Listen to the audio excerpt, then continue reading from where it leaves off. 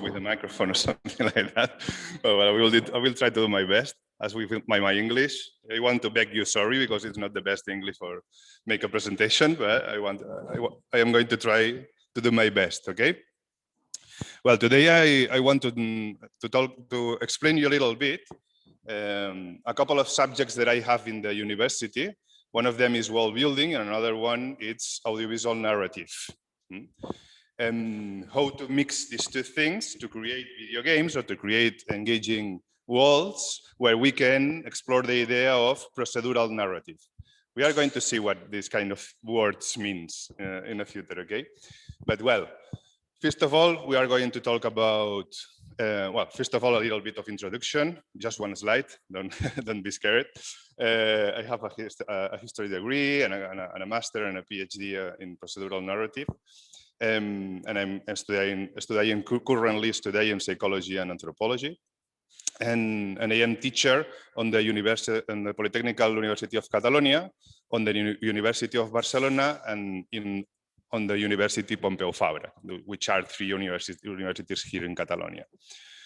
There I teach game design, level design, and audiovisual narrative, which are my subjects. Okay, that's it. Well, let's talk a little bit about world building.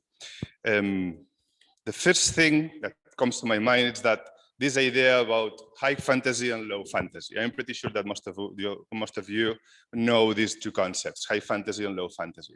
This concept was coined many years ago by Lloyd Alexander in one paper. It was the first time. You have all the references that I am going to give you in the bibliography in the very last slides of this presentation, okay? And this was the first time that high fantasy concept was defined by someone.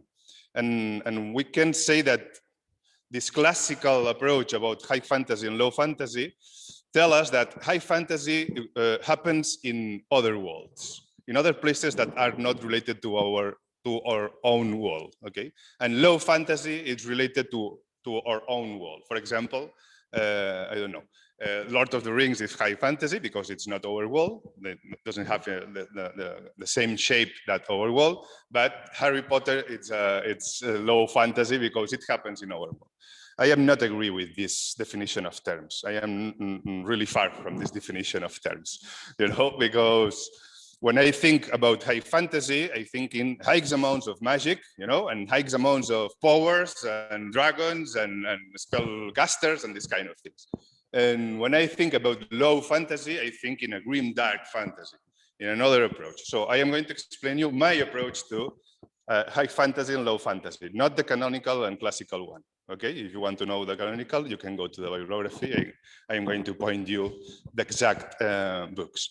I bring with myself a lot of books. I don't know if you want that I give you now, on mine while I am presenting, or at the very end of the presentation. But you will need to check some of these books because they are little jewels. Yeah? Well, what defines high fantasy for me? High fantasy, as I said, it's a setting. You know what is a setting? A setting? Yeah. A setting where we have high amounts of magic, high amounts of powers, of spells. Yeah?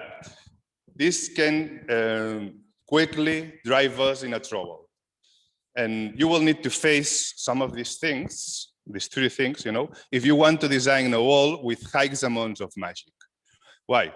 Well, if you design, for example, a teleportation spell, it's probably that you will get in troubles very quickly because almost everybody wants to teleport themselves or doesn't want to get a boat 1 month, you know, to travel on the sea, or doesn't want to take a wagon, you know, with 6 horses to travel to the next city 2 weeks, you know, just making a teleportation spell. If you create a helling spell, which is something that all the different settings in video games, in books, in movies has, in Dungeons and Dragons, for example, in RPGs, if you create a simple helling spell, you are changing the face of the society, the change of the culture, you know, and probably the traditions and the way that people on this society will create relationships between them, among them. Yeah. So you need to take a look to the day-to-day needs. This is super important. Every time that you create a spell or a power, take a look to the day-to-day needs and how the people are going to rake up all the things with this spell, you know? Which one is a good solution? A good solution is a source of power. If you define a good source of power for these spells and powers, you will somehow control this idea of what kind of impact they will have in the society, in the civilization, yeah? There are 3 levels of source of power. Plenty of them, which we call mana. Everybody can get as much as they want, okay? A scarcity, so only a few people, only a few people who lives on this place or on this wall has access to this kind of source of power to use it to create these spells.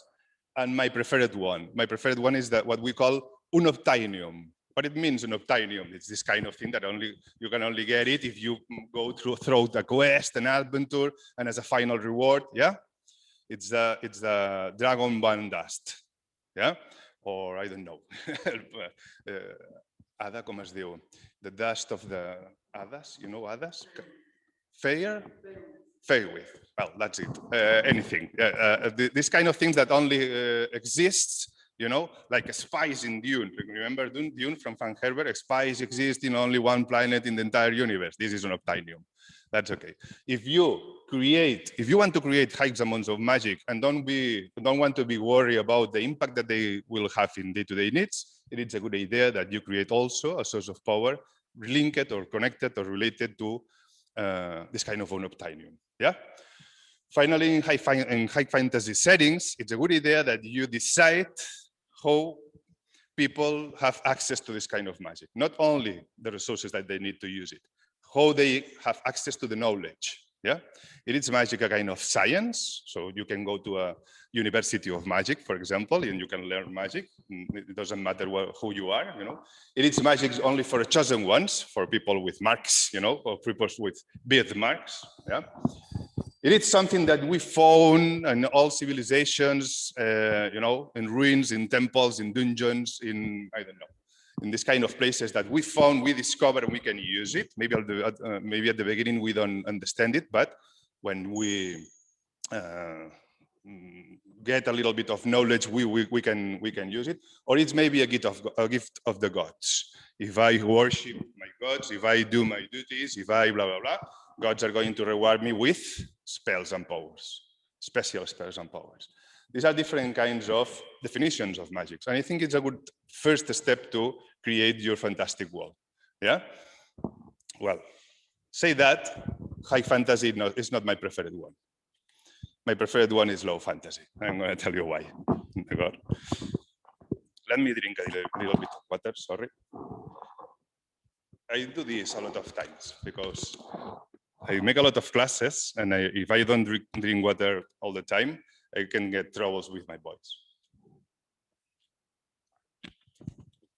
And yesterday I had 11 and a half hours of class, and you know, I'm a little bit. That's it.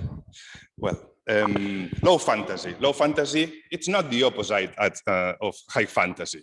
It's a different concept. You know, in low fantasy, the important terms are low expectations, focus type, and bottom-up hero tales. What this means? Low expectations means that here you are not a prince. Here you are not a hero from the beginning. You are lesser than a worm. You are, you know, an orphan, abandoned in a strange street, you know, in a dark place. No. In high fantasy, you are a king with a bright armor, you know, riding a dragon. But in low fantasy, you are worried about what to eat today, you know, where to sleep. You are thinking all the time how to get money or how to barter just to survive. Yeah, this has a lot of storytelling potential, and we don't have this kind of potential in high fantasy. Because, as you may know, the character arc, when you design a character, I'm not going to talk about character design today, but when you design a character, you don't design a picture of a character. You design two pictures, the starting character and the ending character. And if your start character it's going to be here, it's too difficult to go higher or more epic. So, low expectations are the worries, you know. of my character here in low fantasy. And focus type, it's somehow, you know, recolzant, and reinforcing the idea of low expectations. Focus type means the environment, it's not going to give me nothing pretty easy, you know. A scarcity of special objects, maybe a couple of swords in the entire world, maybe only one, Excalibur, for example. There is only one, Excalibur and the Holy Grail, only two magic items in the entire world. That's okay, these items are going to be super important, yeah? A scarcity of objects, a scarcity of magic, only a few mages in the entire setting. Probably you will think that Lord of the Rings is a setting with a lot of magic, but it's not true. In fact, it's not true, because only 5 mages exist in Lord of the Rings, and only 2 of them are well known for readers. 3 of them get lost on the West. Yeah, we only know Saruman and Gandalf. Probably some of you Radagast, the people, you know, riding these rabbits or something like that. For example, in the Arthuric Chronicles, we have the name of the principal mage, wizard, Merlin. Merlin, the well-known Merlin, you know, that's okay. Merlin, Morgana, the only 2 mages that exist in this, you know, in this setting. And this is important also. When we focus tight in a low expectation setting, people start becoming traitors because things are really scarce. You need to survive. I need to take care of my beloved ones, you know. So it starts something that I'm going to use a lot in this presentation, which is the conflict engine. We need a conflict engine, and our world needs to be a conflict engine, a plot engine. Conflict and plot is the same thing, you know, there is no story without conflict. And this is interesting. We are going to work around the idea of create conflicts, or of create engines that can create conflicts by themselves. Yeah? You see the difference between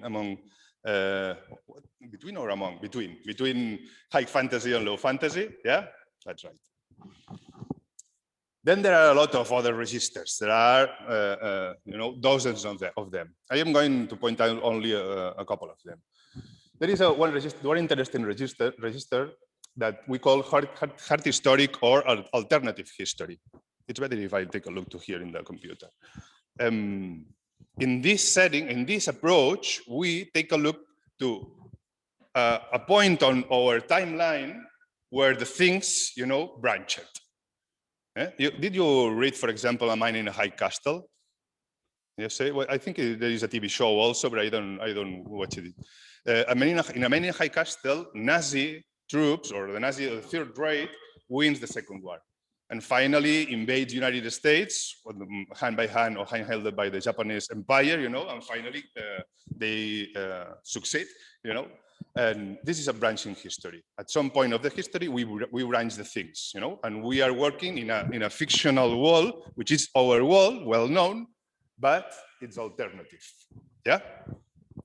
In this branching history, there are 3 interesting concepts: what we call Utopia, Dystopia, and Diaspora. You know, in Utopia, almost everybody lives well, you know, has a good and engaging life, an easy life, you know. In a dystopia, almost everybody lives in a lie, you know, and only a few lives good and well. Yeah. For example, well, in a diaspora, what we call diaspora, we fucked up our world, so we need to get to another place. I found another home. Yeah. For example, we can call Star Trek an utopia. Star Trek is a setting where there are not religion, no money, all the races are perfectly respected. You know, this is an utopia. A dystopia, well, there are a lot of examples of dystopia. For example, Hunger Games, to say something. No, I can say something more related to nowadays and to our own reality, but now we are talking about fantasy. Yeah. What kind of examples we have of diaspora? For example, did you watch Battlestar of Galactica? You know it? In Battlestar of Galactica, the Earth explodes. You don't know exactly what happens. Also, Wally, for example. Yeah, sure. Yeah, a more recent reference. Yeah, sure. in this kind of places, but people is traveling in big spaceships along the universe looking for a new home. Yeah? That's the diaspora. And all of these things usually branch from our world at some point in the timeline. Yeah? Well, we have another register, the wild-eyed fantasy. The wild-eyed fantasy is what we call, well, it's a kind of crazy thing where we can do whatever we want. Probably many times it's described as a teenager or you know, a little bit infantile, you know, because you can see castles floating in the middle of nowhere, waterfalls, you know, falling down from the borders of the earth. This kind of thing that where the strange behavior of physics that you can do everything that you want.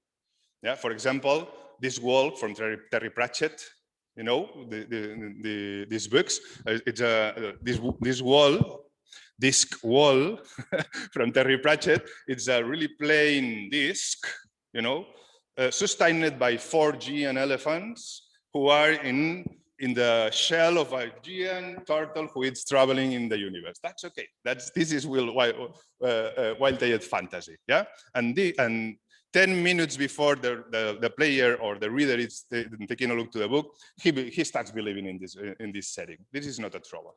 Yeah. Well, it has a strong base to Cataclysm. You can explain the final form of this wild-eyed fantasy wall, destroying it from the beginning. And this is part of this conflict engine that I was talking about. Yeah. Then we can call, or the last setting is what we call modern settings. This kind of modern settings, we can call modern setting to things that are settled from I don't know exactly how to say it in English, for ATOO, I don't know, you know, and to nowadays, yeah. And many times they are related to mythology, to secret societies, to steampunk, for example, striking the little China, you know, with Asian references, to Sherlock Holmes when he is, you know, taking references from the Egyptian Empire, all these kind of things, yeah. This is what we call modern setting, like Harry Potter, for example, any kind of world related to vampires, Templars, these kind of things. Yeah? Well, these are the other registers. Now, we can talk about models. Okay, I have the tones, I have the fantasy tones. I need to switch or to select one of them. I asked Mark for a bottle of water, and he know me that I drink a lot, and give me this water of 2 liters. You know, that's okay. Well, now we are talking about how to create the wall. Okay, I selected the tone. Okay, I want to talk a little bit about models. There are plenty of models, but one of that works the best for me is this one: inside out, outside in. And we can see another one, even related. Yeah? In inside out methodology, what we do is try to do something really small from the beginning, yeah, and then grow up this idea until we get a wall, an entire wall, or an entire universe.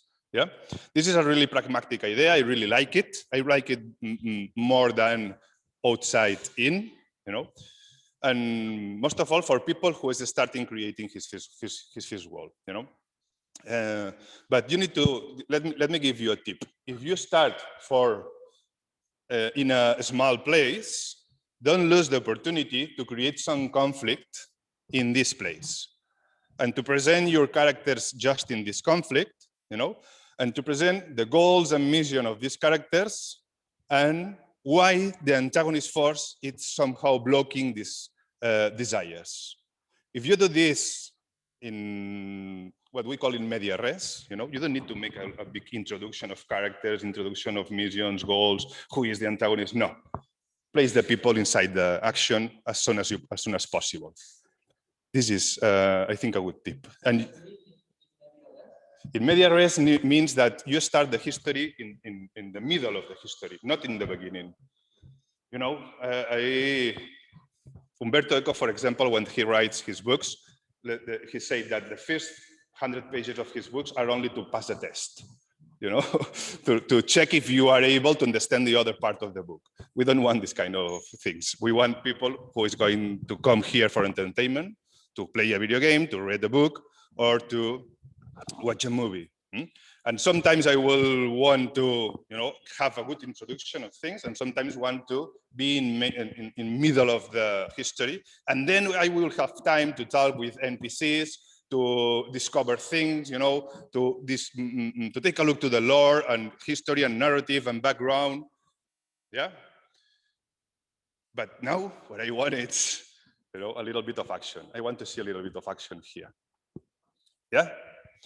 Well, this pragmatic style of creating histories or of creating worlds, it really links really well with this idea of starting in a small place. In this place, you are going to show the conflict. Yeah. Then you can scale up. If you start, I don't know, in a hotel room, for example, my preferred one is the jail. You cannot start from, you know, lower place. But well, try to imagine. We start in a hotel room. I decide exactly what, you know, I describe perfectly the hotel room, the people who is there, what kind of things they are talking, the mission of the protagonist, and why he cannot reach his desire. Yeah. Then I am going to talk about the entire floor. How many people lives in this floor, and how they are related with my history and with the characters. Then I am going to talk a little bit about the entire hotel. Yeah. Then the neighborhood. Then the city where this neighborhood is placed and the relationship among the different neighborhoods. Then the country, then the other cities, then the entire universe, if you want. Yeah. But I start for something that I can control. I have control of something really small, and I am presenting my characters, so I have control of the space and the history and the characters, which are the three most important things in any kind of history or narrative. You know, the world, the characters, and the narrative. Yeah? Because if not, the other chance that I have, the other option that I have, is do the things opposite. A lot of people works like this also. I'm pretty sure that if you read some fantasy books, you know, not now that you are adults, you don't do this kind of things, sure.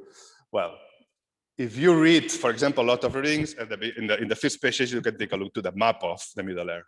And a lot of fantasy books has in the first pages a map, just to give the opportunity to the reader to have an orientation of where the things are happening. Yeah. Usually, when we do this, we draw giant continents, you know, galaxies, planets, this kind of geopolitical maps, you know, and we start drawing something. Drawing is super important as it is hearing music. And it's super important when we are trying to create something. I am talking with artists, so you probably will know this, you know, but I usually give classes to coders, you know, they need a little bit of help here. So drawing things activates circuits on your brain that many people has a little bit dry, you know, or forget it, and help you to enter in a state of creativity. And at the same time, if you are hearing good music or a specific music, it can help you also. So I recommend to draw something first, and then the second step is to create the cosmology of your world. What it means, cosmology? Cosmology means the beginning of all things and has three different steps. The cosmogonic myths, how the things start, like the Big Bang, you know, and the big freeze, this time where all universe is going to be destroyed, you know, or freeze. Then the foundational myths, this is the beginning of a society, the inhabitants. We are going to talk about inhabitants in a few, yeah?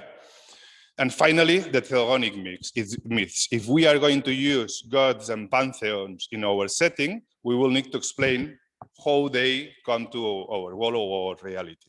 These are the three different cosmogonic myths that we need to face when we create a world. Yeah? Finally, look, I am going from the bigger to the smaller. Yeah. Finally, I will need to start talking about nations and the people who lives in my world. Yeah.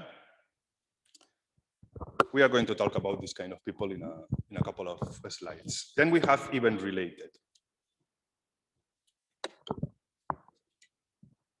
I don't want to talk about all these things, but the concept is In the first model, we start creating a world from inner to outer. In the second model, from outer to inner. And here, we create a world starting from one specific and very important event. A war, a plague, a disease, a volcano, I don't know, a prophecy. These kind of things can make all your reality spin around one important idea when you create your world. Yeah? The discovering of a new continent. This is a world also, the new world. The discovery of new planet, everything. So these are three models to create different worlds. And now we need to face what kind of people live there. Who lives in these worlds? Well, I think that this is a hierarchical process, step by step. And you can stop when you want. Remember that you have a map with a lot of different places. You can start from one of these places and say, okay, this place starts as a tree. As a people, as a people, tied but blue ties, as a small group of people, what we can call clan or colony. If you want, you can stop here. So this place, it's inhabited by this kind of people. But if you want, you can go one step beyond. And if you want one step beyond, this kind of people usually meets in some places to share things, and create what we can call the city-state. It's interesting, the neighborhood theory around the idea of that every neighborhood is from one of these colonies and is specialized in one kind of commerce or merchant. Yeah. Okay, once we have the city-state, I can stop here, like Conan, for example, or this kind of fantasy settings where the cities are the most important things on the landscape. Yeah, but I can go one step further. When these kind of cities get allied, create these alliances, many times to defend themselves and many times to try to conquer something, we can call them nations. And a nation has another kind of nuances and peculiarities. The most important thing is that nations create specific societies. But let me give you just one tip. If you create a nation, there is one thing, one important characteristic. Every nation has a capital. And what is the capital? The capital is where the king and the high priest, which are the biggest figures of this empire, of this nation, not empire, sorry, lives. And many times we can find castles and big temples there, but this kind of castles and big temples are not designed for a war system, are designed for a propaganda system. It's a kind of, manifestation of power, not necessarily useful. Then this kind of nations create what we call societies. If we have here a lot of different cities, and in one of these cities, it's not a trouble to have slaves, for example, and in all the other cities, it is a trouble, this is going to create a civil war. Or you change your mind because you are not related with our traditions, our language, our culture, our religion. A nation has this kind of pillars, core pillars. And if you want to create a nation, you somehow need to create, you can create nuances on the different cities, but the important things they need to be agree, yeah? Well, finally, sometimes this kind of nations with strong societies becomes the aggressor, not the defender. When they becomes the aggressor, they start transforming this idea of nation on the idea of empire. An empire needs to be conquering all the time, and has this kind of pulsations, and sometimes because the structure is not sustainable. Yeah, they need to conquer all the time. Well, related to this idea of inhabitants, we can talk about gods and pantheons. Probably in your world, you will want to create some kind of gods, if you are in a fantastic setting, for example.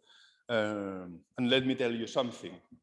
Usually I don't say this until the end of the presentation, but I'm going to do it right now. Every time that I speak about magic, I am speaking also about technology.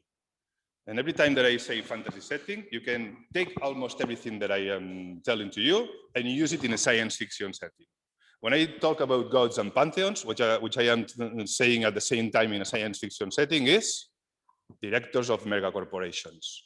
It's the same thing. You can use it the same way and it's going to work, 99%. Yeah? So there are two different approaches to the religion that you can create for your world. One of them is monotheism. It is the believing on only one God. There is only one God. You know, Ashhadu an la ilaha illallah. There is only one God, and we believe only on one God. And usually this God, it's a kind of anthropomorphic God, you know, to get really close to us. But, and this is part of the conflict engine, there are a lot of different interpretations, you know.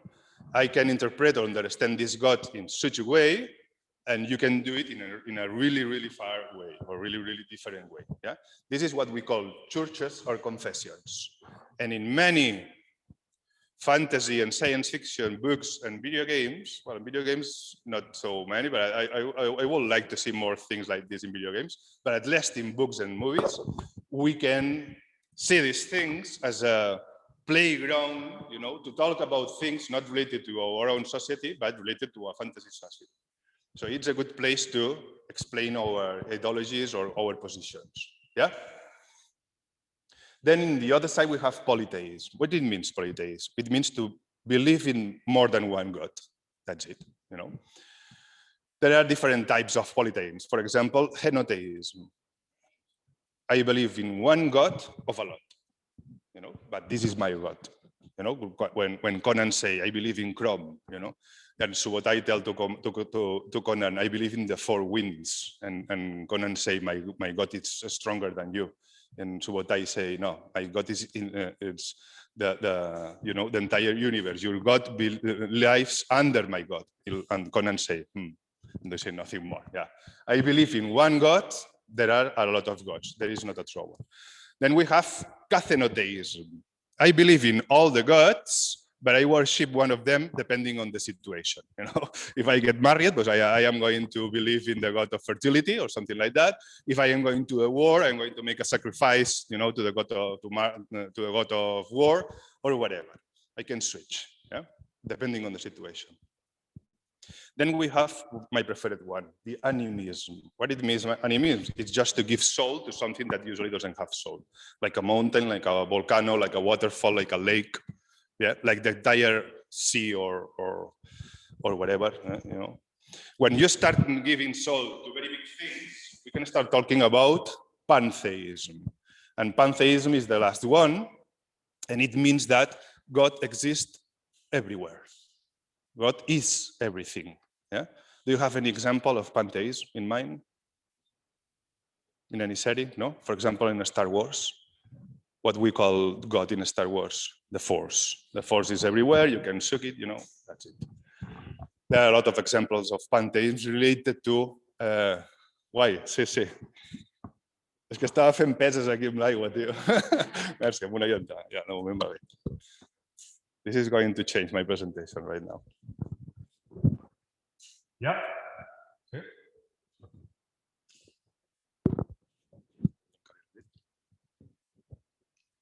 Are you tired of hearing me? No? That's okay. Because there is a lot of presentation.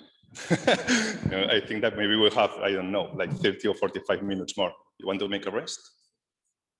No, okay. I will try to do it a little bit more funny now. Well, we are in an academic context, isn't it? Let's talk a little bit about the last point, important point, when we are talking about inhabitants. You know, we talk about nations, societies, cultures. You know, we talk about gods, pantheons, and sources of power, of divine power, or fantastic or magical power. And now it is a good idea. It's an advice coming from me that you create at least two different societies. You know, what we can call sacred societies or mystery cults. There is a difference between these two things, and I'm going to explain it. This kind of societies has two phases. One of the phases is it's a public phase, and another one it's a secret phase. This is, but everybody knows that they exist. because they need to, well, many times they need, you know, to show this, his power and use it. One important thing in every secret society or mystery cult is that they have a mission, and these missions can be super specialized. This is a good idea because they fit well with my setting and with my plot line. For example, I can create a secret society of witch hunters. Well, it's super specialized. For example, I can create a secret society, I don't know, you know, to worship the eclipse of the moon that happens every 40 years. That's okay, it's super specialized, but I have something. And for sure, my adventure is going to happen in one of these years. No? Then we can see the first separation about secret societies and mystery cults. Which one is the main difference? A secret society comes from the society itself, the civil society, you know, and a mystery cult is an excision, you know, a separation of one branch of believing, of one God, of one confession. When you branch one of these confessions, you create a mystery cult. You worship one source of power in another direction, you know, from another point of view, from another approach. The other ones, the secret societies, are really incrustadas. ¿Cómo se dice incrustadas? Really inside, you know, the society structures, yeah? So they many times share objectives, are specialized, has hierarchy titles, and many times share the same kind of symbolism. That can be something that you wear, you know, like a pin or something like that, or can be a special tattoo or something like this, you know, and has very strict hierarchies. If you design something like this inside your world, you are creating a really rich environment, social environment, to place your character in the middle of strong and big conflicts. Yeah. Well, why I advise you to create two of them? For sure, because both of them are going to be in troubles, you know, struggling for the same concept or the same mission, or fighting the mother. Yeah, for sure. All the histories doesn't need to happen in the middle of a big conflict, but I am trying to give you a, you know, high stake, and then you can do something, you know, lower.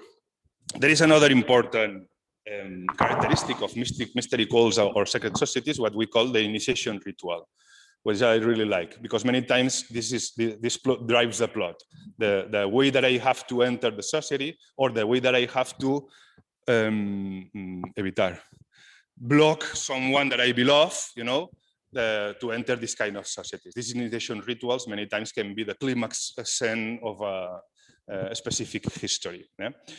How to enter these societies. This is the initiation ritual. Many times, you know, it's super exclusive.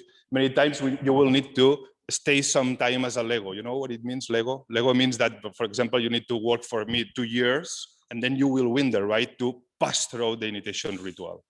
So I am in this, during this time, you know, I am tested. We will see if you are able or not, you know. Many times these societies needs to face, or these future members of the societies needs to face a physical challenge, a proof. Yeah. For example, take a look to these people. They are from a secret society, isn't? They scare you? Yeah, the Masonry. Yeah. Which one of these men here is that the one that scares you the most?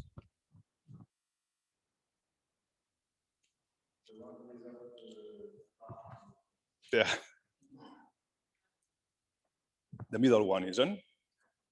He is not only in the middle, which is a, you know, hierarchical position. He is not wearing any kind of sign nor symbol, because everybody knows who he is. He doesn't need to show his power or any kind of manifestation of power. Even if this man older than him needs to, you know, needs to be charged with different badges and things to show who they are.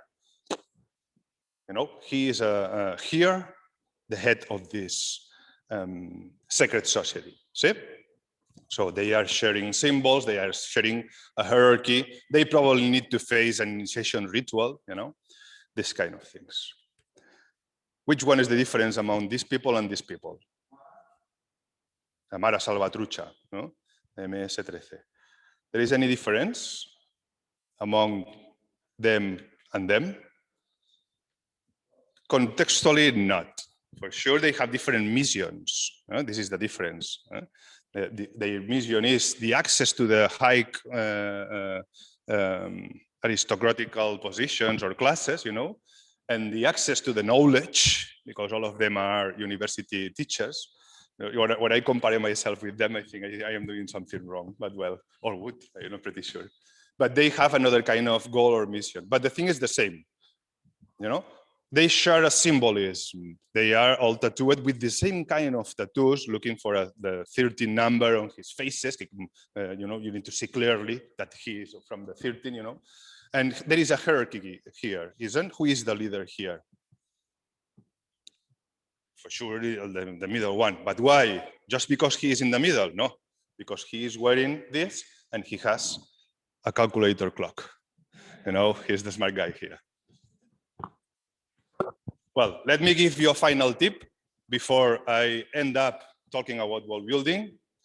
This is pretty stressful for me because I usually explain all these things in an entire semester, like in 60 hours. I only have 1 hour here, but I try to do my best, but well. Then we can rest 5 minutes, and I am going to start talking to you about procedural narrative generation. Yeah. Which one is the final tip? Once you create your wall with all these tips and all these methodologies, what do you need to do? Destroy it, for sure. We don't want, we don't want super beautiful walls, perfect, etc., etc. No, we want at least threaten it. If you don't want to destroy it, at least threaten. There are different things that we can do to threaten or to destroy our world. For example, natural disasters, the inhabitants grid, which is something that's very related with our own world, the bad usage of our technology, like nuclear or genetics, these kind of things are super relevant nowadays. Yeah, and these causes are going to have consequences. And this is where we have the playground. The consequences. For example, physical mutations or diseases or this kind of things. Here we can release the kraken of our creativity, isn't? The social consequences like rebellions or repressions, or big strikes, or technological ones, which I really like forgotten weapons or places that you discovered. The people will go out of these places. I don't know exactly why. Blah, blah, blah. Cataclysm is the concept that unifies causes and consequences. At some point, it occurs a cataclysm. And a cataclysm gives me, make our players able to discover places like ruins, like ancient artifacts, ancient lore, things that happens when, before I born, for example, many times. There is a kind of destruction pattern, but it's long and I'm not going to explain it right now. But this is a good idea if you are selecting low fantasy, which I explained to you at the beginning, because it gives you a good context, a good background, a good setting for this kind of survival or decadence or focus type, low expectation characteristics. Yeah? You want to make a rest 5 minutes? I want. Yeah? That's okay. See you in 5 minutes.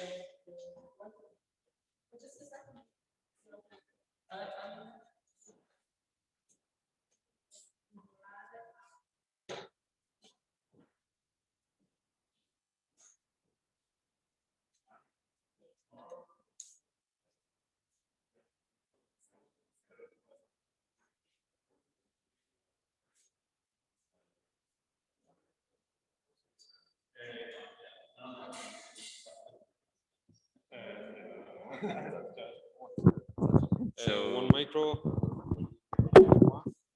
Yeah, that's okay. If I want to show something, I can put my. Yeah, you can put your USB. Okay, again, I can feel like to go. Like this. Yeah. Just three images.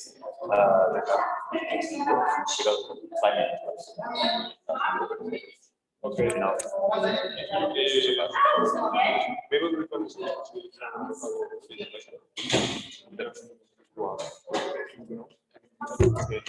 Okay, so I can send you, right? Sí, Joan Pons es l'única làgrima que porta la quinze.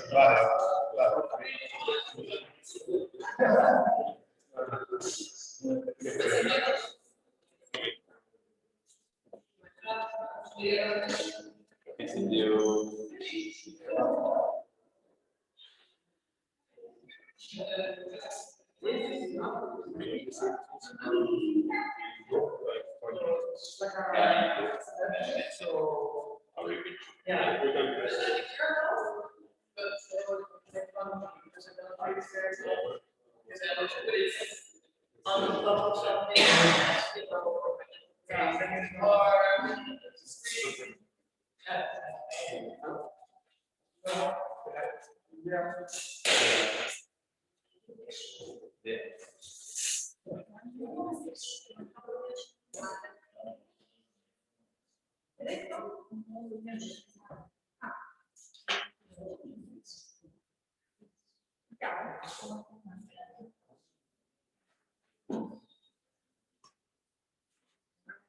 So you want to see some books?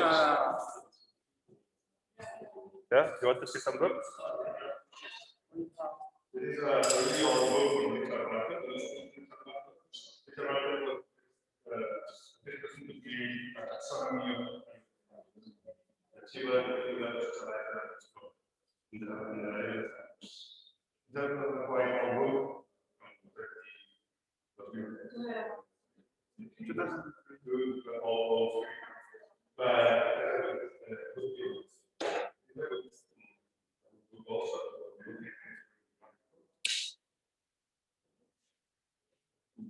or building the Cambridge Companion of Science Fiction and Fantasy.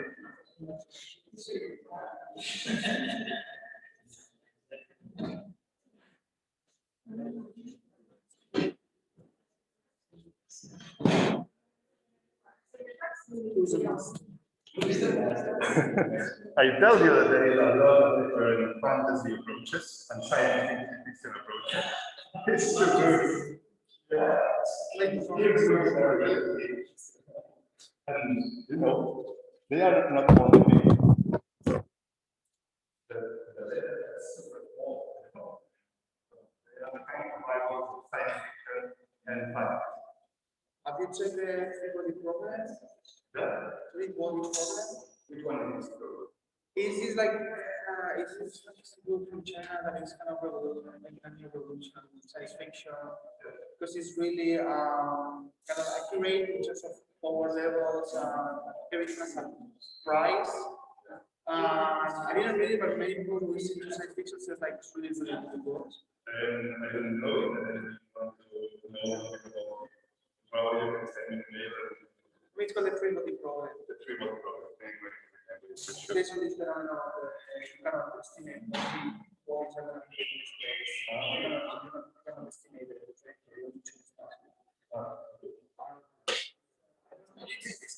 moving to like a big disaster and like a yeah. fiction.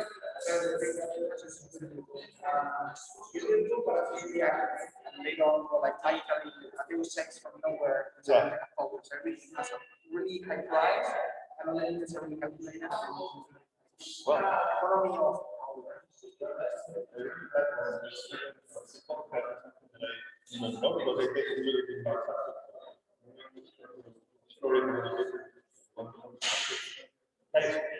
Probably we need to say people. There is more people coming, or I can start right now. I can start. That's okay.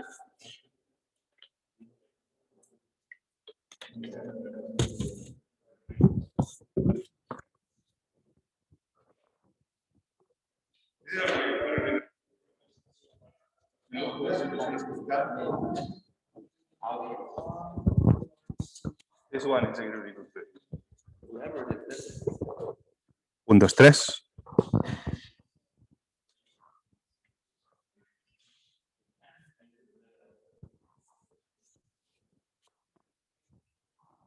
You can make work out. That's okay, no worries. I think that they recorded this session, so you can have access. Well, I'm going to start with your file, yeah? So we talked about world building, the generation of fantastic worlds, and now we are going to talk a little bit about procedural generation and how to link these two things. Yeah? First of all, we need to define what it means procedural and what it means narrative, which it seems to be super simple and accessible, but have some kind of nuances. Yeah. Let's read a short definition of procedural. Yeah. It's content generation throughout an algorithm, which is a word that we need to keep, or a set of rules that uses inputs, what we can call seeds, yeah, and processes information throughout designated parameters, which are in fact this set of rules, yeah, and patterns to generate outputs. So we have an input, a system that processes this input, and that end up in our output. This is a procedural thing. We can do a lot of different things, with procedural with this procedural approach. For example, we can create dungeons, isn't? Dungeons. Do you know what is a dungeon? I'm going to give you a graphical representation of a dungeon. I'm not going to dance or something. This is a dungeon. Okay. A dungeon is a place, a ruin, a temple, a place like this that you can explore. Looking in the rooms, fighting monsters, looking for treasures, blah, blah, blah. This is the fun. Yeah? There are like, I don't know, 5 maps, more like this. This is the biggest dungeon that is ever created. In the mountain ruins. Yeah, it's from Uncanny.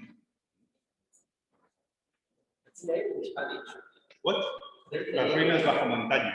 Ruinas bajo montaña. Yeah, it is in Spanish. Well, this is a procedural generator of dungeons. You need to throw those dice and then take a look on the results, and you are creating rooms and rooms and rooms and content. It has an input, those dice, It has rules and algorithms. Like spaces are 12 spaces sizes. These are 6 spaces sizes, common lenses. This is the algorithm. If you take out, if you get a 1, you get a 4. If you get a 2, you get a, a cross. If you get a yeah. We will need to use this. We really need to use this. Yeah? I don't know if people. The microphone is more for the streaming. Yeah, sure. Probably the streaming people, it's not going to hear me if I don't use a microphone. That's okay. I'm going to use the microphone. Yeah. So I continue. There are more approaches to procedural generation for sure. This is only a space generation throughout an algorithm, so through a procedural algorithm. But we can create 2D, for example, digital representations of spaces created procedurally. Yeah. Usually we are going to create this kind of grids. So we can have chords. I don't know, the axis and we can create with numbers. This is a room, this is a hallway, this is a door, everything. And then the same thing that we can create in 2D, we can create it in 3D also. It's just numbers. We can do it. Yeah. I have a lot of books here, but right now it's not the moment. Yeah, we can create spaces, but we can create more things for sure. We can create any kind of prop for a video game. You will see that now I am going to the video games a little bit. Yeah. If you take a look to these props, to these images, you will see that they are modular. Some of the details are repeated. We have a big pool of small models, and then throughout an algorithm, we create procedurally this kind of props. And all of them looks pretty different, similar, but pretty different. This is interesting when we are creating a wall, isn't it? Because if I need to design an entire wall, I have a trouble. If I am not Google, but if I want to do it in my home, I have a trouble. But if I create the pool of small parts, I can click a button on a computer and create an entire wall. Yeah, and the richer is my pool, the more different will be, or more rich will be my wall. Yes. This modular system is not only to create things in a urban perspective. We can create vegetation, for example, and in video games, it's one of the most used uses of the procedural generation, because one thing is to create buildings, but another thing is to create trees. If you want to create a wood, and all the trees needs to be different, procedural generation is your friend. Yeah? Some of them looks a little bit uncanny, isn't? We are not at this point. Well, in a few weeks ago, appears Unreal Engine 5, which is a software that is going to change a lot of different things. Yeah, we will talk about this thing another day. But we can create more things. Do you want to hear a little bit of procedurally generated music? I don't know if I have sound or not, but I'm going to try. No, I don't have it. That's a shame. Maybe we can call Mark. Sorry? Master? Yeah, maybe he knows how to, because it's interesting, but. Yeah, that's right.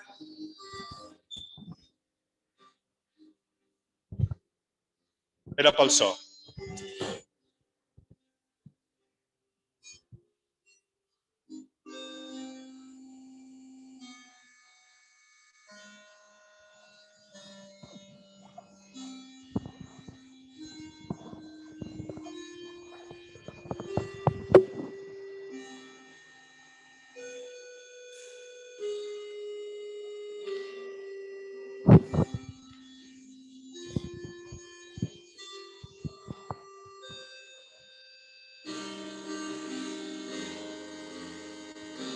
It's not bad, isn't it?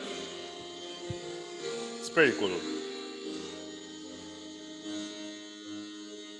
I am tempted to, to let it play while I am talking, but not. What they do is only getting a pool of nodes, giving a set of rules. You cannot get it randomly because you are going to have a chaos. There are exercises and examples with full random, but nowadays I think that at least they are not for my hairs, you know. But if you give a specific set of rules, an algorithm, and he takes the notes from a pool, he can create music. Maybe it's not a really good music, but I heard worse things for sure. There are more things that we can create procedurally. And we are getting close of procedural narrative systems.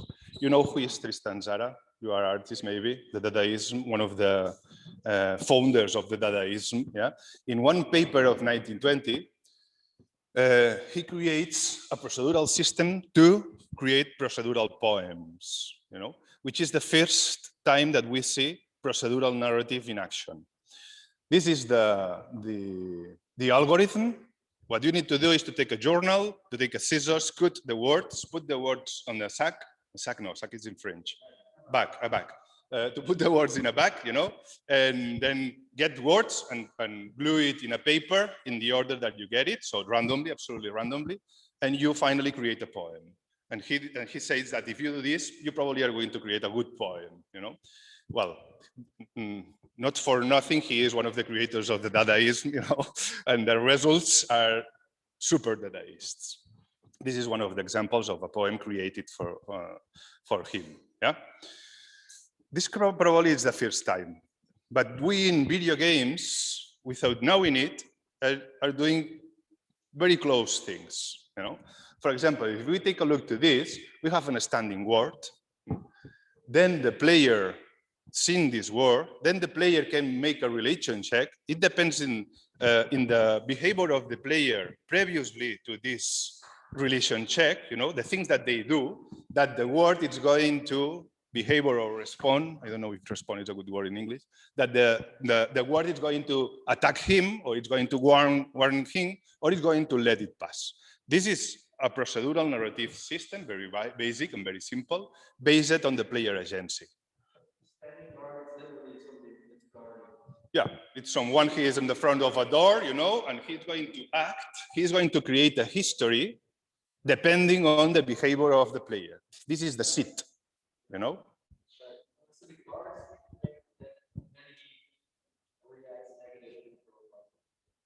That's the point. The word is going to react depending on how the relation check. The faction, for example, if I kill 20 words before meet him, probably he's going to attack me, you know.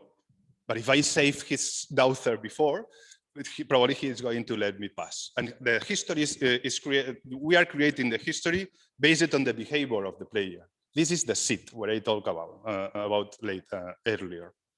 Yeah. Well, now that we see what it means procedural, let's take a little look at what it means narrative. Many times we misunderstand narrative and storytelling, and are very different things, you know. And it was a while. I spent a little bit of time talking about the two different things. Narrative is the structure of a history, the classical 3-act structure. Remember, in video games we have our own structures. The open world structure, the sandbox system structure, the linear or semi-linear or 3 structure, you know, which implies one important thing, which is the ability of the player to interact with the system by choices that probably in other forms we cannot follow. Yeah. And the story, it's the thing that happens inside this structure, with what we can summarize in world, characters, and the facts, which are going to be the adventure. Yeah, we can explain histories with this structure. This is the classical structure of a 3-act narrative, you know, and we can explain almost everything that we want with this structure. Changing the structure if you want, you know, but usually at the beginning, we respect this kind of structure because it comes from, as you know, from Aristotle 2,500 years ago. Yeah? From the drama. Do you know the Poetics of Aristotle? Poetics of Aristotle. Yeah? Aristotle wrote 2 books when he tried to decide what it means a history. Yeah? And write the comedy and the drama. Yeah? And in drama, he decided that this is the structure of any history. And what he write down in the comedy? because this is drama? We don't know, because in the Middle Ages, we burned all the books of comic. We only have drama today. You know? The only thing that impacts in the idea of narrative that we have nowadays is based on the drama written down by Aristotle. With this structure, I can create a lot of different histories.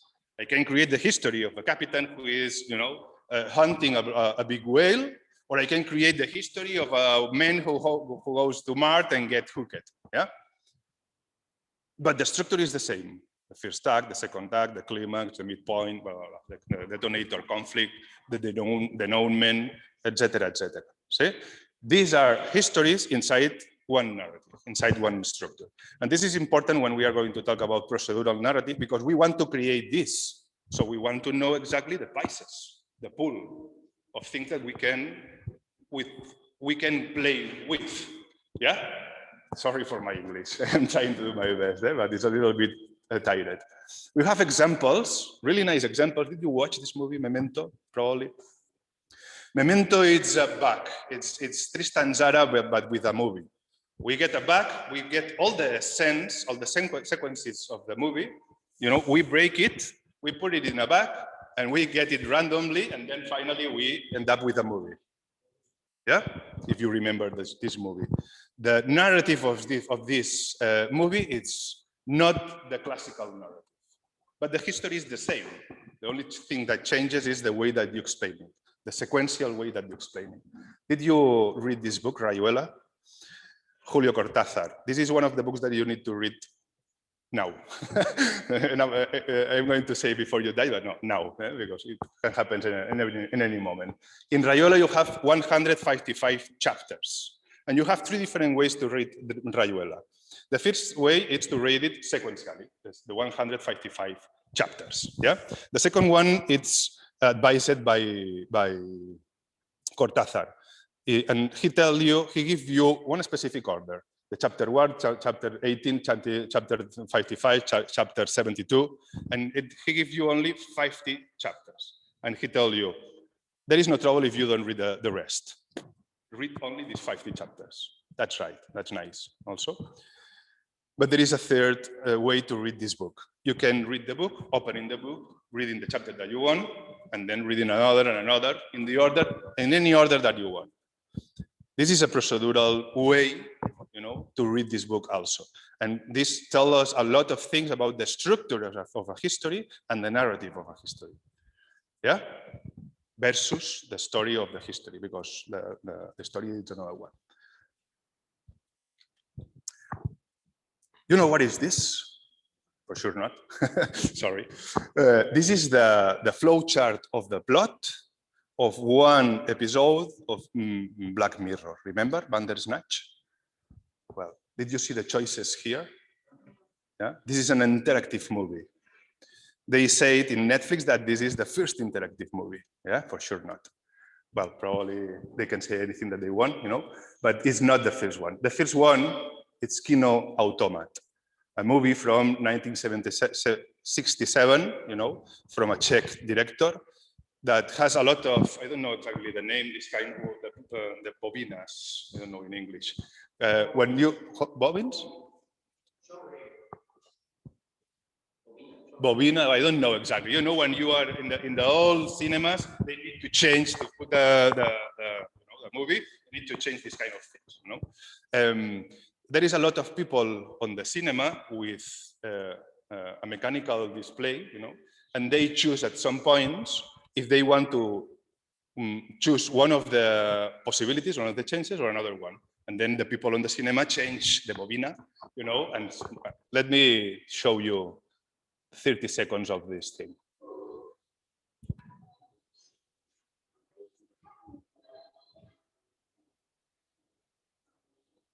Sorry.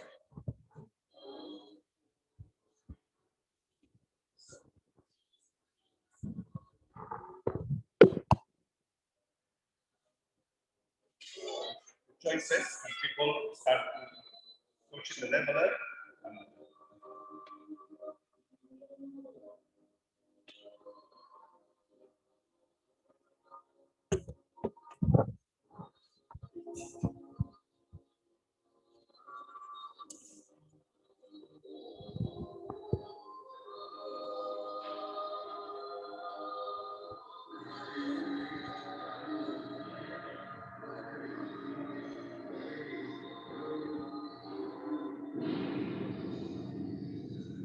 blah, blah, blah. Some cinemas nowadays put this movie in the cinema with displays with a mobile phone. There are a lot of other movies, interactive movies like this, okay? In video games, we have our own structures, our own narrative structures, which are different of these three-act structures. Many times we use it, but sometimes we do the things in other directions. For example, in Last of Us, maybe it's a video game that you know, or in Uncharted, we have the linear structure. We have not so much choices. In fact, I am going to say something a little bit polemic. These are not good games. These are not good games.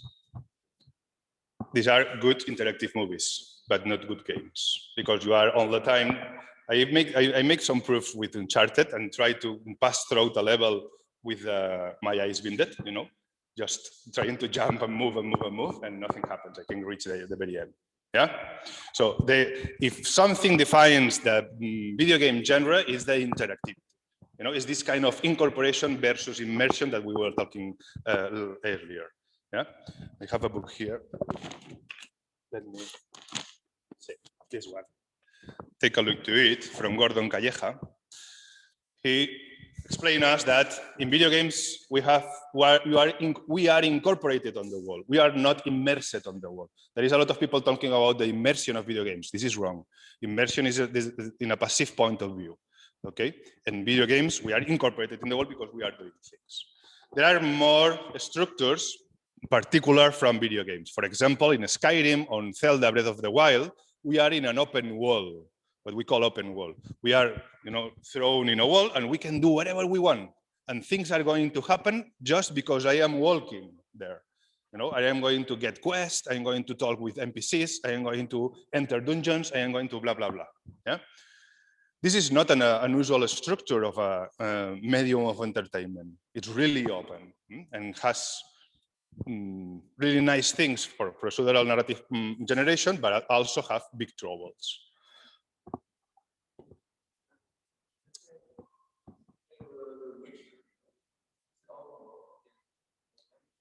Yeah. Has an arc. Yeah. Look at this structure, for example. This isn't a structure of an open wall. Yeah. We can enter the wall. We can do many things, but we have choices among one pool. At some point, I will end up with all these events, and I will need to move on to the next pool. This is a form of control of an open wall in video games, because if not, players can do absolutely whatever they want. Okay, so this kind of gates and sub-gates are a kind of particular structures of video games that we can use when create procedural narrative systems for video games. What, sorry? If you want, we can talk about this when I finish the presentation, because if not, I am going to lose my you know. Now I don't know what I am talking about, but well, this is an example of a specific structure. This is not a three-act structure. We respect some things, but we need to fit it on the video game idea of an open world. Yeah, there are other structures like sandbox games. In a sandbox game is not an open world. A sandbox game is a place where the player gets a lot of different tools and use these tools in the environment, creating his own world, not moving freely around the world, creating his own reality. Yeah, and this is a particular structure of a video game. Yeah, you play it, for example, Minecraft or Sims or any Tycoon. These kind of things are really nice and really particular from video games. Yeah.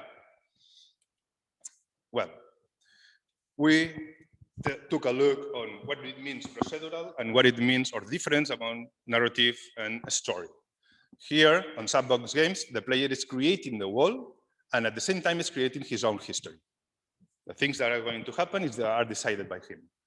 This is one of the ways that we can mix the idea of world building and the idea of narrative procedural generation. But now I am going to ask you for maximum attention, because the next slides are dense, are academical. I wasn't pretty sure if I want to show you this, but I think, well, let's make a try, okay? They are adults. On my students of 20 years in university, sometimes these slides are so much, but I think that you can catch it for sure. Yeah, let's go it. Okay. So let's talk about prose systems. There are a lot of different prose systems, not video game systems. We are going to talk about video game systems, okay? There are different systems created to create procedural histories, you know, procedural tales, procedural books, procedural poetry, procedural com es diu? Plays and theaters, you know. And I'm going to show you some of them because it's interesting if you want to go further in this theory. Okay, the first of all is that here in Spain, really rarely, we have the two best researchers on procedural narrative systems, which are Pablo Gervás and Oliver de la Torre. See? They created some systems like, for example, proper writer. But what is proper writer? They take, for example, one book, Anatomy of a Folk Tale from Vladimir Prop, which is one of the most known books about the structuralism, the Russian structuralism of an analysis of how a history is created. They analyzed it like 100 Russian tales and looked at they have the same structure. And using this structure, they created a plot generator. And they create a lot of Russian tales. This is the prop writer and was the first approach 20 years ago. It's really old. 20 years ago of a narrative procedural system of prose, of tales. Yeah. Then sometime after, they create a stela. A stela is the same concept, but they are not creating tales. They are creating worlds as a background, you know, to later create other histories. Or other tales. This is a good approach, but doesn't work really well because you only have the context. You don't have the history. It's only descriptive. It's passive. It's what we call logical systems, but not semantical. Yeah, we are going to talk about this. Finally, no. The next step is to create charade. Charade, what it is? It's based on Goethe's theory of elective affinities. You know. I don't know if you know this book. I don't have it. Sorry, tengo que ir a casa otra vez.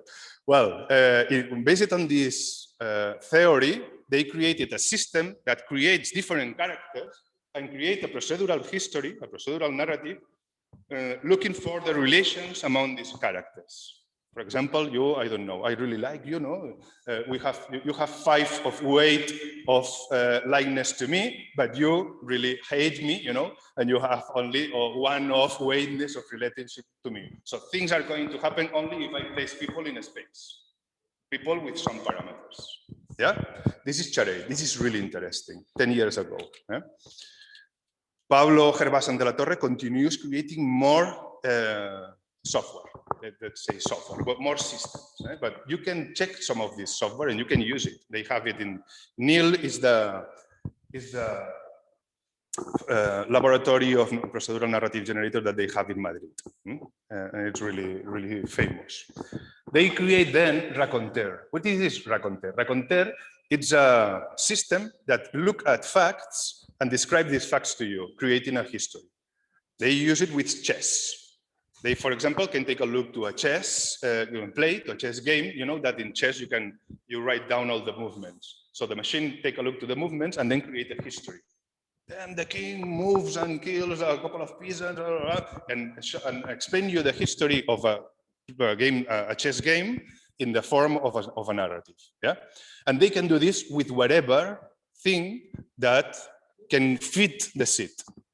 You know, if you do the same thing with whatever, when I don't know, if you go out of home one day and start writing down in a notebook the things that you are doing, the facts that happening, they can create a history with this.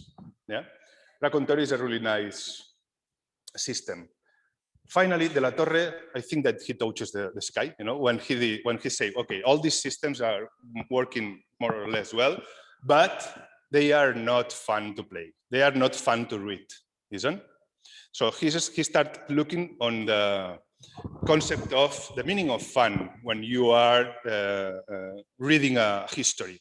And he knows that entertainment is, or the storytelling structure related to the entertainment idea is based on suspense-driven structures, what we can call mystery, intrigue, and suspense. And he created a system, we will see, he created a system that somehow tries to offer to the reader something suspense-driven, not only descriptions, logical descriptions of his histories. Yeah, I think that I don't explain this really well, but I think that you catch it. It's hard to mean in English, But finally, both of them created another system where they introduced the idea of artificial intelligence, which is important today here. Yeah? He created this idea, and we will see in a couple of slides that this idea is evolved to the collaborative systems. Let's take a look. Well, they created WASP, for example, which creates Spanish poetry. And it's really interesting, not really good, but interesting. Yeah? This is one example of raconteur, of taking a chess game and how they are explaining this chess game in a narrative way, And this is one example of the suspense-driven system, With this, we cannot do many things, but with this thing, and artificial intelligence and big data and machine learning, we can do a lot of things. And we can get really close to a believable history, because this is one of the main troubles that we are going to face in a few. We have blocks, which are the pool, We have systems that create the history, and we have output blocks. We mix these things, creating suspense, mystery, and intrigue, and we finally end up with something that can be entertaining. Yeah, you catch me, guys? That's why.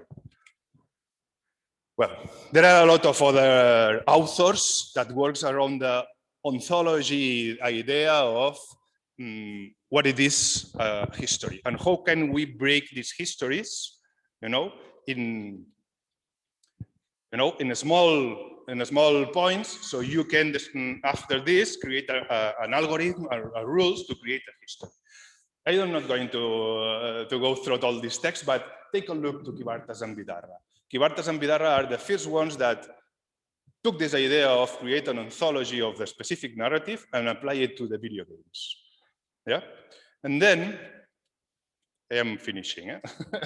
Mason, Stack, and Wardy Fruin take this idea of video games linear and video games open world, and try to make a mix and create one system. They call it Lume. This system is specific for his video game. This is the shame, but it works really well. Why it works really well? Because it uses this idea, the storylet. Remember when I told you, I am waiting for the photo. You have the PowerPoint, I think, in the website, and if not, I can give you the PowerPoint. Don't worry about this. Remember this idea of, ¿dónde está? Aquí. This idea of blocks, these are storylets.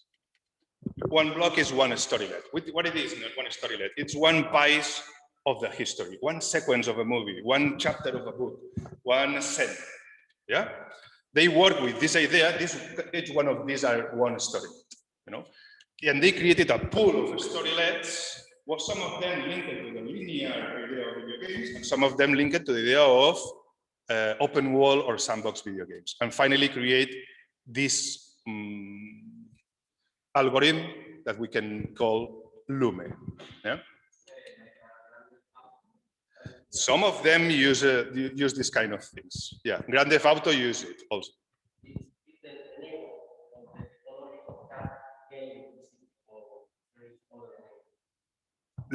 Lume is the machine, and you can use it in different video games, but they use it nowadays. I don't know if they are using it in other games right now, but nowadays we have only one game, and this is the shame.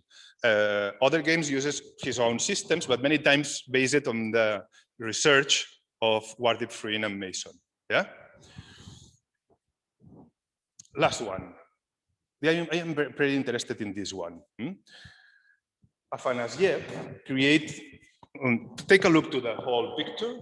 what the things, what kind of things are all the people talking about and research it, and decide why can we create a system, a modular system that we can make grow, you know, if you need it, and let the people create the storylets, not the producers on the video game studio. Yeah. And this, I think, it's the future. If you connect this thing with artificial intelligence, with machine learning, and with a hyper-connected world like the world that we have, we can create a machine with a big pool, you know, with rules. You need to write the storylets with a specific characteristics, an entrance, an exit, you know, a description, and connection with the events, a specific weight of tension drama. This is a storylet with tension drama 3. Okay, I am not going to put it in the very end or in the climax. I need something better. No? Well, we need a couple of characteristics, and then we will end up creating something that can create histories procedurally, but collaboratively among all the people of the world. Yeah? So we end up finally with 3 different systems. Logical systems, this charade, this kind of things that I told you at the beginning. Semantical systems, that are systems that take a look at what you write, then analyze the words and create a history based on the words that you write. I am going to show you one example at the very end of this presentation that you can play, a dungeon. You can play in the mobile phone and you write everything that you want, and the system analyzes it and gives you another step. Every one of the histories that you create is absolutely different, and uses the GPT-3 engine that we are going to take a look also. Yeah? They face one big trouble here. It's a big trouble that I want to share with you. The last time that Pablo Gervás left one computer creating histories for a weekend, and the next Monday, when they go to the laboratory, the computer created 2.5 million histories. And this is a big trouble, because you need to check the 2.5 million histories to know if some of them have some kind of potential. So right now, the trouble is not on how to create a history procedurally, because you see that we have a lot of systems that we can, you know, reinvent or anything. Right now, the trouble is how to detect a good history in a big pool of 2.5 million histories. Yeah? Well,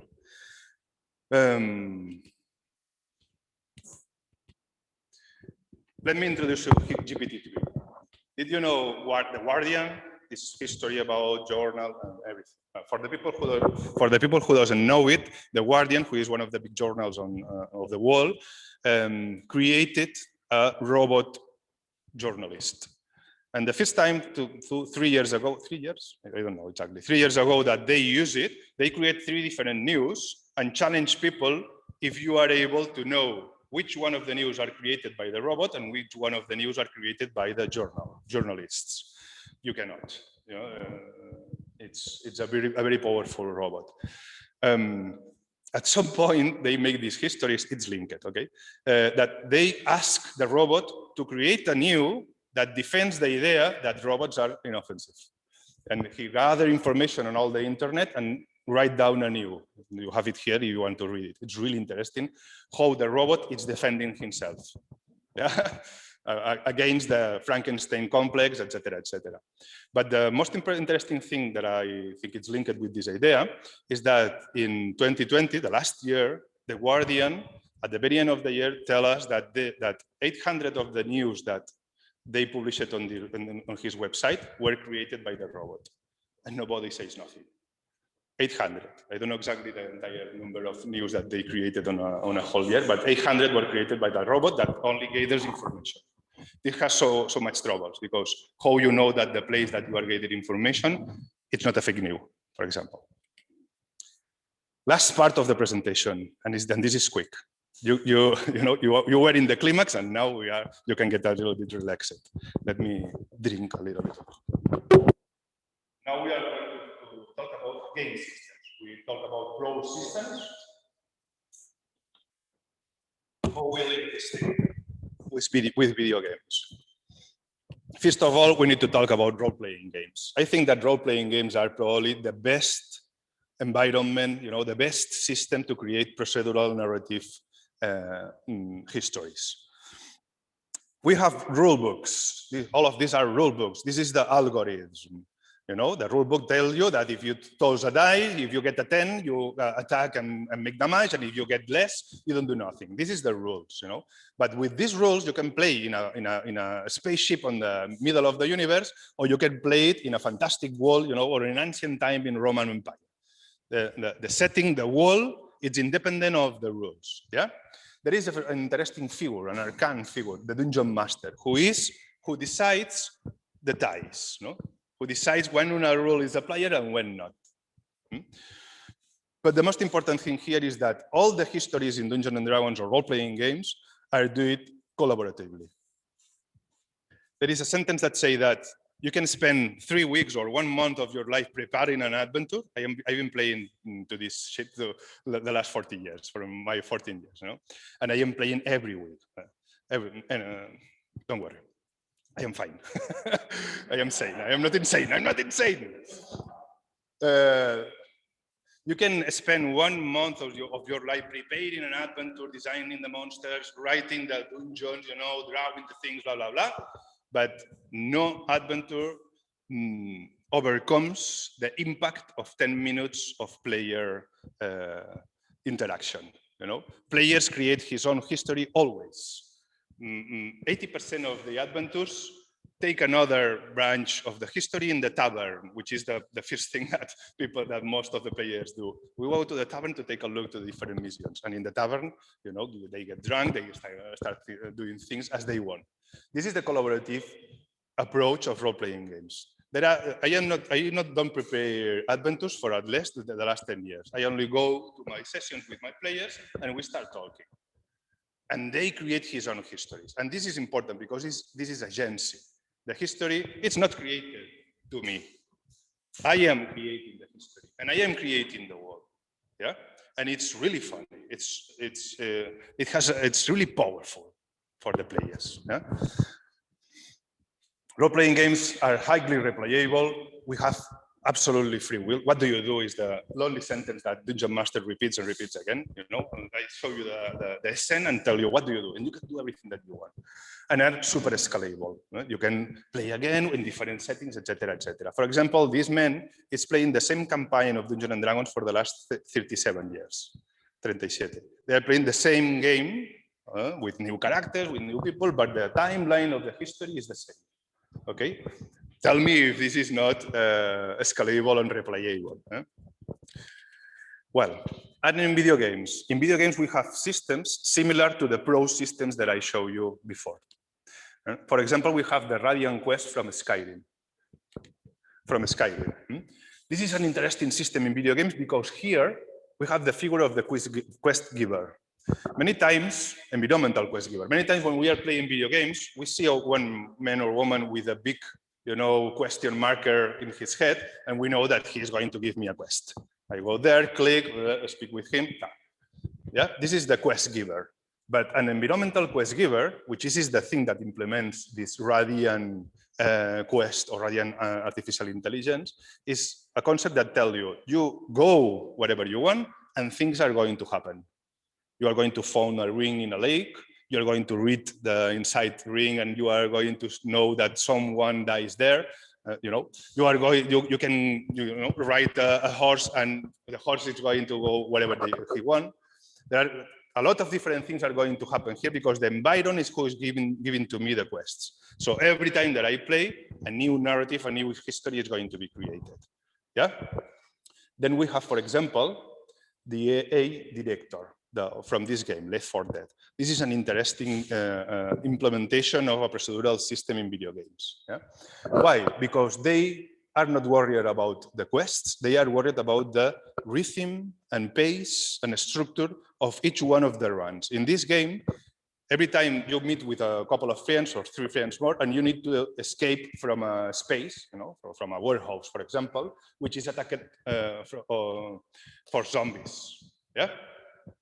And you can play the game again and again and again, and the history, you know, needs to be created somehow procedurally, because if not, it's boring. It's boring. Yeah. What they do, they take a look to the profiles of players, they take a look to the behavior of players, and on the air, they create peaks and downs and relaxed situations in the middle of the round. If you are playing so relaxed, they give you conflict, you know. And if you are full of conflict, they give you relaxed situations, but in an incrementing pace until you reach the climax.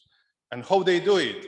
With the composition of the enemies that appears on each one of these runs. Every one of the histories is different if you play this video game.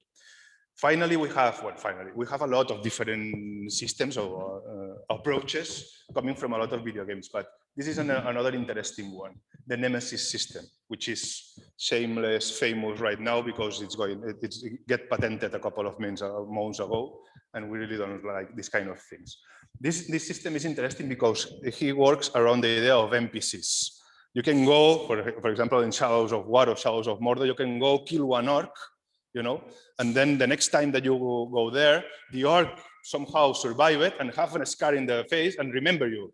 Hey, yo, I want to kill you this time, you know? And all the people who populate the world has memory. And the same thing happens to you. If an orc kills you and you respawn in it because you are a kind of a special character with a soul, blah, blah, blah. If you go back again and the orc see you again, the orc can tell you again, here, I'm going to kill you another time. You know it, yeah? It feels really rich, you know? It feels really rich and feels really compelling and challenging. The Nemesis system. There are a lot of more video games, Horizon Zero Dawn, who creates all the creatures on the wall, you know, dinosaurs, everything is created with an algorithm and create his own histories. Like Church in the Darkness, which is one of my preferred games. You need to go to a South American jungle, you know, and you need to face the idea of a sect. And everything can happen. You can, you know, fight this sect and fight the people, or you can finally get convinced by people and become one of the members of this sect. The history is fully in your hands, okay? I am going to show you the very end Dungeon, which is this semantical procedural generator game, but there are other games like Dwarf Fortress or Facade that you can explore if you don't know it. Yeah, you have all the links here on the PowerPoint, so that's important that you download this PowerPoint. Let's take a look to finish this presentation, the main problems and questions. One of the things that I am most interested is in these particular structures of video games. We know very well the structures of books and movies. There are a lot of movie studies and literature studies that explain it to us, you know. But video games, as you can see, has his own kind of structures. But I want to go one step beyond. It is possible that the procedural generation of stories creates his own structures, not only linear, open world, or sandbox structures, his own particular structures. I start to watch this kind of pattern in my PhD, that some news that I read from this robot of the Guardian has a particular structure that it's not contemplated from until today. You know? This is a question that I want to share with you because maybe it can be interesting for you also. And finally, what I call the narrative Uncanny Valley. I read a lot of procedural generated histories, and maybe I am biased, but almost everybody, when take a look to these histories, man, this is made by a machine. This don't feel like a history made by a human hand. You know, this is what I call the narrative Uncanny Valley. The day that we can create histories flexible, believable, and indistinguishable from systems, we will need to face another kind of troubles. Yeah?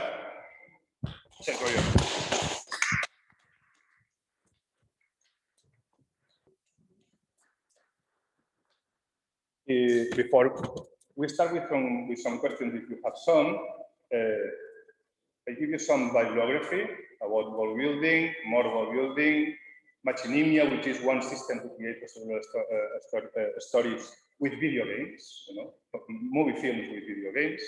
National Bibliography of Procedural Narrative Generation and International Bibliography of Procedural Narrative Generation. You know, a couple of recommendations of videos, etc. We have a game design study group on Discord with a lot of people. There are more than 1,000 right now. If you want, you are invited. If you like game design, narrative, level design, all this kind of thing, storytelling. And here you have the link if you want to play a dungeon and create your own history. You just need to write down four things, and GPT Trace is working with GPT Trace, the same engine that the work. You can play a little bit this afternoon and send me what happens. Because people really explore the limits of the game and of his own identity and personality. Okay? And now yes, the true final. There is any